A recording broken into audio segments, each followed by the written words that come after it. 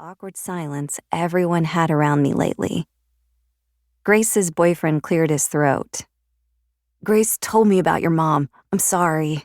Fucking drunk drivers." He turned in his seat and held his hand out. "I'm Josh, by the way. Nice to meet you. Grace says you've known each other a while." I shook his hand. "Yeah, how old were we, Grace? 12, 11? Grace rolled her eyes and shot a glance at Josh. Her mom had a moment of complete and total idiocy. "No offense, Laura. I actually really liked your mom." No, that was pretty much her worst period. Too many times my mom had been the fucking drunk driver Josh had just mentioned. Fate was a cruel bitch, sending a drunk driver to kill her when she finally got sober. Grace laughed humorously. Her mom was dating my dad. Josh gave a low whistle. "Oh yeah? That would be a low point." "So you've met him, then?" I said. My mom and Grace's dad had only dated for a few months, just long enough for me to become friends with his two kids. But he'd made an impression in that short time.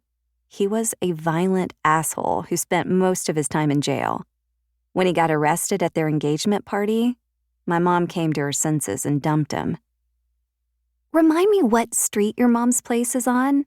I've been to her shop a few times, but I always forget exactly what street." Grace maneuvered the car off the interstate and headed toward the east side. "Actually, since Brady said he's working, I thought I'd stop there first." I held my breath, hoping she wouldn't think I sounded desperate.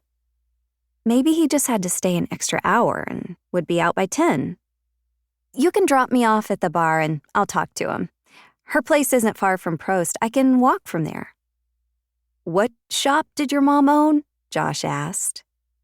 "Little imported clothing and gift place called Dinah's Global Neighborhood." "Sure, I know that place. My tattoo shop is just up the street from Prost." "I didn't realize there was a tattoo shop in that area." "We just opened last summer." "Oh, nice." We lapsed into silence again, less awkward now that we'd gotten the elephant in the car, my mom's death, out of the way. "I can certainly drop you at the bar," Grace said. "But I think Brady said the reason he couldn't pick you up is the guy whose closing had to call off." Stellar. 2 a.m. I really wanted to see Brady tonight, even if I couldn't lure him into my plan of comforting me with his body. Now that I'd made the decision I was finally going to make a move on him, I didn't want to put it off in case I lost my nerve. I'd spent the entire flight building it up.